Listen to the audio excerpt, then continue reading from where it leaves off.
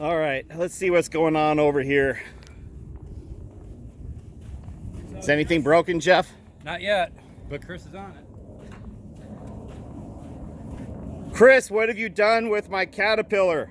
I am fixing it. What's up? So basically What are we doing? What we got here is the treads on these tires are pretty much shot. I mean, they'll work for hard surfaces and stuff like that, but as you can kind of see, we're in nothing but sand.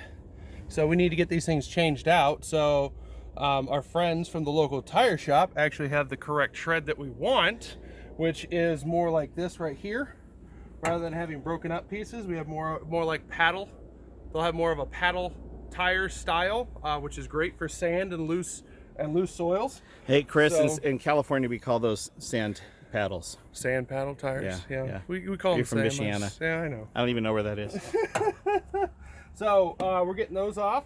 So now that you own a cat, you will need to buy one of these. This is a 1/2-inch impact. We use Caterpillars on all of our snow accounts and stuff like that. And when we blow a tire out in the middle of, let's say a restaurant, Dunkin' Donuts or something like that, what we'll do is we'll actually back the cat up to the curb and pick it up that way. So we lift up all the tires so that way if we got to get something changed out, we don't need to carry jacks with us or anything. So we're improvising today, and we just backed up to the rock pile, got some rocks underneath it, and just whoop, lifted it out, dug out a little bit of sand that we needed to dig out, and we are away. But this thing just kind of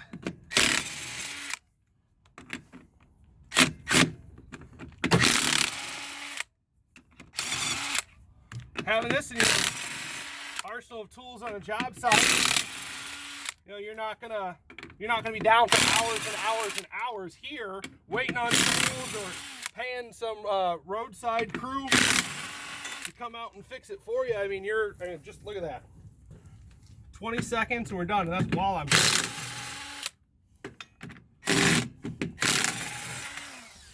So while Chris works on that, I'm going to go ahead and show you what the inside of the pond looks like. We've already completed wetland number 1, wetland number 2, and wetland number 3, and we've done over 200 feet of stream on this. And right now what we're doing is finishing up the shaping on the pond before we get to the waterfall. So kind of give you a little bit of a walkthrough while Chris does that. Here we go. So if you look over here, this is the bottom of the pond. We dug this out just to give us an extra little bit of depth over here. We're going to put a pipe that goes from this side here over to this side, and that's going to be a fish tunnel that runs from this side over to here. And if you look right over here, that we're digging out depression number 2 at the bottom of this pond. A lot of soil has come out. This whole mound right here came out of this spot right over here. This area over here is really cool. If you've been following this video series, then you'll know that over here is going to be a big putting green. And what we found out was that, and this is actually so much fun, what we found out was that the furthest you can hit a wiffle ball practice golf ball is 75 feet. So what we did is we're creating a tee box right here, and you're going to tee off and go over the lake, and you'll hit right about here at 75 feet.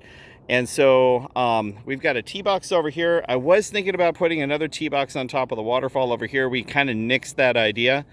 But instead, we're going to have the white tees over here, and we're going to put red tees over here. Excuse me, blue tees over here, white tees over here, and we'll probably put the red tees right next to the green because that's how far. I'm just teasing.